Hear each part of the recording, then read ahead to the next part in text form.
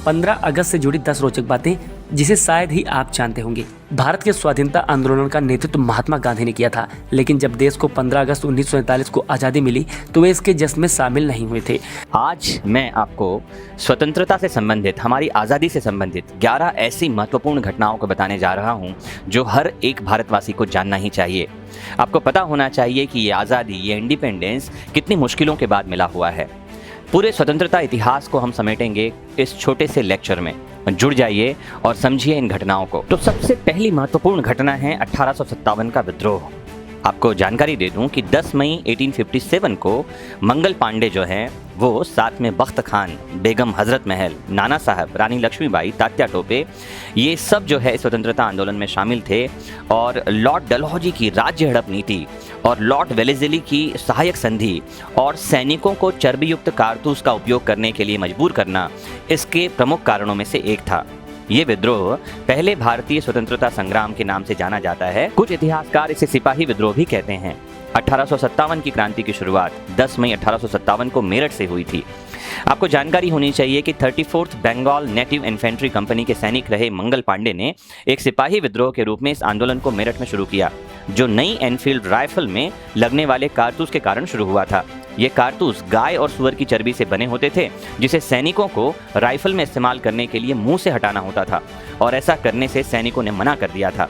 ये विद्रोह 2 वर्षों तक भारत के विभिन्न क्षेत्रों में चला और बाद में इसमें कई लोग शामिल हुए, जैसे कि मैंने बताया, नाना साहेब, तात्या टोपे, रानी लक्ष्मीबाई, बेगम हजरत महल आदि प्रमुख नाम हमको पढ़ने में मिलते हैं। दूसरी महत्वपूर्ण घटना हुई 28 दिसंबर 1885 को, और ये थी भारतीय राष्ट्रीय कांग्रेस की स्थापना। इसके संस्थापक थे एलन ऑक्टेवियन ह्यूम, जिन्हें A.O. ह्यूम के नाम से जाना जाता है, और साथ ही दादा भाई नौरोजी और दिनशा वाचा इसके संस्थापक सदस्यों में से माने जाते हैं। क्यों गठन हुआ था ये आपको जानना चाहिए। तो इसका गठन ब्रिटिश थिंक टैंक के रूप में किया गया था। भारतीय जनता और ब्रिटिश सरकार के बीच एक कड़ी के रूप में या एक बफर संगठन के रूप में भारतीय राष्ट्रीय कांग्रेस INC का गठन किया गया था। A.O. ह्यूम, दादा भाई नौरोजी और थियोसॉफिकल सोसाइटी के सदस्य से दिनशा वाचा, इन्होंने मार्च 1885 में भारतीय राष्ट्रीय कांग्रेस की स्थापना की। आपको जानकारी दे दूं कि यह एशिया और अफ्रीका में ब्रिटिश साम्राज्य में उभरने वाला पहला आधुनिक राष्ट्रवादी आंदोलन कहा जाता है। कांग्रेस पार्टी ने ब्रिटिश साम्राज्य के साथ शर्तों को रखना और बातचीत करना शुरू कर दिया था, और तब से आंदोलन को व्यवस्थित गति मिली, ऐसा कहा जाता है। यह आंदोलन केवल 72 रिप्रेजेंटेटिव के साथ शुरू हुआ था, और 1947 में जब स्वतंत्रता आंदोलन के अंत में जब भारत आज़ाद हुआ तो कांग्रेस में 15 मिलियन से ज़्यादा सदस्य शामिल थे, और कांग्रेस देश की सबसे बड़ी और मजबूत पार्टी के रूप में उभर गई थी। 15 अगस्त 1947 को लॉर्ड माउंटबेटन ने अपने दफ्तर में काम किया। दोपहर में नेहरू ने उन्हें अपने मंत्रिमंडल की सूची सौंपी और बाद में इंडिया गेट के पास प्रिंसेस गार्डन में एक सभा को संबोधित किया। तीसरी महत्वपूर्ण घटना स्वतंत्रता से संबंधित है बंगाल का विभाजन। तो आपको बता दूं कि घोषणा कब हुई, 19 जुलाई 1905 को। किसने ये घोषणा की? वाइसराय लॉर्ड कर्जन ने। क्या कारण था? मुस्लिम और हिंदू यहाँ भाइयों की तरह रहते थे और उनकी एकता ब्रिटिशों के लिए खतरा थी। दूसरा प्रशासनिक कारण भी था, ऐसा माना जाता है। बंगाल विभाजन के निर्णय की घोषणा, जैसा मैंने बताया, 19 जुलाई 1905 को हुई, और विभाजन जो है 16 अक्टूबर 1905 से प्रभावी माना गया।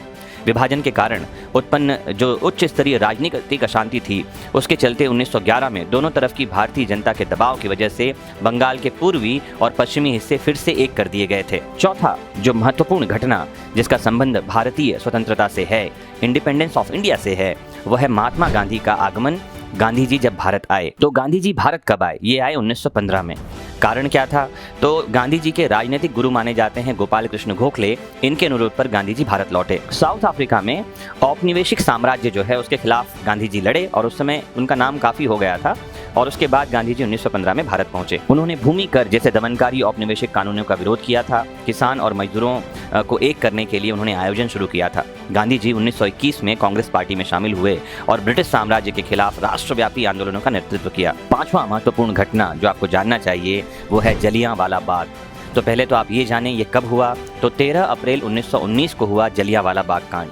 किसके कहने पर हुआ? तो आपको पता होगा, ब्रिगेडियर जनरल रेजिनाल्ड डायर, जिन्हें जनरल डायर के नाम से जाना जाता है। क्या कारण था? तो ब्रिटिश सरकार द्वारा 2 राष्ट्रवादी नेताओं डॉक्टर सैफुद्दीन किचलू और डॉक्टर सत्यपाल की गिरफ्तारी इसका एक बड़ा कारण था। जो छठी महत्वपूर्ण घटना है ये है खिलाफत आंदोलन। तो खिलाफत आंदोलन की शुरुआत कब हुई? ये हुई 1919 में। किन की मुख्य भूमिका थी? तो मुख्य भूमिका थी शौकत अली, मोहम्मद अली और अबुल कलाम आज़ाद की। कारण क्या था? इसके पीछे जो मुख्य कारण था वो ये था कि ब्रिटिश सरकार पर तुर्की के खलीफा के अधिकार को संरक्षित करने के लिए दबाव डालना। खिलाफत आंदोलन भारत में मुख्यतः मुसलमानों द्वारा चलाया गया राजनीतिक धार्मिक आंदोलन है। सातवीं जो मुख्य घटना है जो हमारी भारतीय स्वतंत्रता से संबंधित है वो है दिल्ली विधानसभा में बम विस्फोट। कब हुआ भैया? तो ये हुआ 1929 में, आपको जानना चाहिए। मुख्य भूमिका किनकी थी? तो इसमें मुख्य भूमिका भगत सिंह की थी, आपको ये पता होगा। कारण क्या था?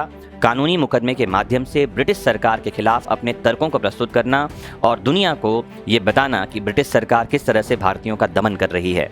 आपको ये पता होगा कि 1929 में भगत सिंह और बटुकेश्वर दत्त दिल्ली केंद्रीय विधानसभा में राजनीतिक कारणों से धुएं वाले बमों को फेंका था। उन्होंने ऐसा इसीलिए किया था ताकि उनको गिरफ्तार किया जाए और वे कानूनी मुकदमे के माध्यम से ब्रिटिश सरकार के खिलाफ अपनी बातों को रख सकें। आठवीं महत्वपूर्ण घटना है असहयोग आंदोलन और एक नमक कानून। दोनों ही बातें महत्वपूर्ण हैं, आप जानें। तो असहयोग आंदोलन की शुरुआत कब हुई? ये शुरू हुई 1 अगस्त 1920 में। मुख्य भूमिका किसकी थी? तो महात्मा गांधी की। कारण क्या था? सरकार के साथ सहयोग न करके कार्यवाही में बाधा उपस्थित करना और अंग्रेजों को भारत छोड़ने के लिए मजबूर करना। इस आंदोलन के 2 महत्वपूर्ण चरण माने जाते हैं, एक 1921 से 1924 तक और दूसरा 1930 से 1931 तक। ब्रिटिश सरकार द्वारा निष्पक्ष व्यवहार न होता देखकर 1920 में महात्मा गांधी ने असहयोग आंदोलन शुरू किया था। यह आंदोलन 1922 तक चला और सफल रहा।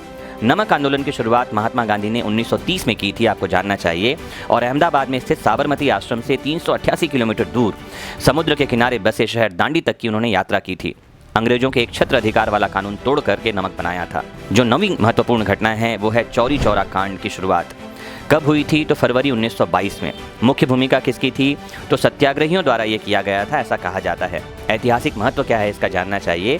घटना के कारण असहयोग आंदोलन को बंद कर दिया गया था। 10वीं महत्वपूर्ण घटना है आज़ाद हिंद फौज यानी इंडियन नेशनल आर्मी का गठन। कब स्थापना हुई थी? आपको जानना चाहिए, 1942 में हुई थी। मुख्य भूमिका किसकी थी इसमें? तो नेताजी सुभाष चंद्र बोस की इसमें भूमिका थी। कारण क्या था? ब्रिटिश शासन से भारतीय स्वतंत्रता को सुरक्षित करना या भारत को स्वतंत्रता दिलवाना। द्वितीय विश्व युद्ध के दौरान 1942 में भारतीय राष्ट्रवादियों द्वारा राष्ट्रीय सेना यानी आज़ाद हिंद फौज का गठन किया गया था। नेताजी सुभाष चंद्र बोस के नेतृत्व में इसका गठन हुआ, जिसका लक्ष्य ब्रिटिश शासन से भारतीयों को सुरक्षित करना था और भारत को स्वतंत्र करवाना था। और सबसे अंतिम लेकिन सबसे महत्वपूर्ण घटना थी 15 अगस्त 1947 का वो दिन जब भारत को स्वतंत्रता मिली। आज वही दिन है जब भारतीय तिरंगा लाल किले पर फहराया गया नई दिल्ली पर और पूरे भारत में स्वतंत्रता की लहर दौड़ गई। लंबे दमनकारी शासन से आज़ादी के लिए आप समझें 1857 में जो पहली चिंगारी भड़की थी वो 1947 तक शोला बन गई थी। कई लोगों ने बलिदान दिया और हम स्वतंत्रता को प्राप्त कर सके। ये दिन बड़ा महत्वपूर्ण है, इसके महत्व को समझना बहुत ज़रूरी है। उम्मीद करता हूँ कि मैंने कुछ महत्वपूर्ण बातें आपको बताने का प्रयास किया और आपने उसे ठीक ठीक समझा होगा। जुड़े रहिए आपके अपने फेवरेट प्लेटफॉर्म वैदिक शिक्षा से। स्वतंत्रता दिवस मनाते रहिए, स्वतंत्र रहिए, अपने अधिकारों को जानिए और दूसरों के अधिकारों का सम्मान कीजिए। नमस्कार।